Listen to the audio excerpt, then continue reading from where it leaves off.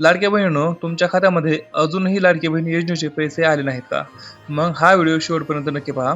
कारण अनेक महिलांच्या मनामध्ये सध्या एकच प्रश्न आहे, पैसे अडकले आहेत का? की अजून पैसे जमा व्हायचे आहेत? म्हणजे आणखी पैसे जमा व्हायला चालू व्हायचे आहेत. आणि सर्वात महत्त्वाचं म्हणजे पैसे नेमके कधी येणार? तर नमस्कार मित्रांनो, लाडकी बहीण योजनेच्या लाभार्थी महिलांमध्ये सध्या पैशांबाबत मोठी उत्सुकता आहे. काहींना वाटत आहे की पैसे उशिरा येत आहेत, तर काही जणी रोज बँक खातं तपासत आहेत.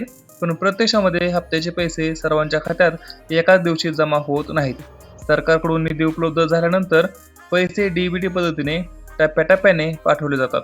त्यामुळे काही लाभार्थ्यांच्या खात्यामध्ये रक्कम आधी जमा होते, तर काही उर्वरित महिलांच्या खात्यामध्ये नंतर रक्कम जमा होत असते. म्हणून इतरांना पैसे आले आणि तुम्हाला अजून आले नाहीत, याचा अर्थ तुम्ही अपात्र झाला आहात असा अजिबात होत नाही. अनेक महिलांना अजूनही वाटत आहे की यावेळी हप्ता थांबला आहे. मात्र अशी कोणतीही अधिकृत माहिती समोर आलेली नाही अजून तरी. त्यामुळे अफवांवरती विश्वास ठेवू नका. आणि सध्या सर्वात जास्त चर्चा सुरू आहे ती म्हणजे हप्ता जमा होण्याच्या कालावधीची. कारण निधी वितरणाची प्रक्रिया सुरू झाल्यानंतर काही दिवसांमध्येच उर्वरित लाभार्थ्यांनीही पैसे मिळण्याची शक्यता आहे.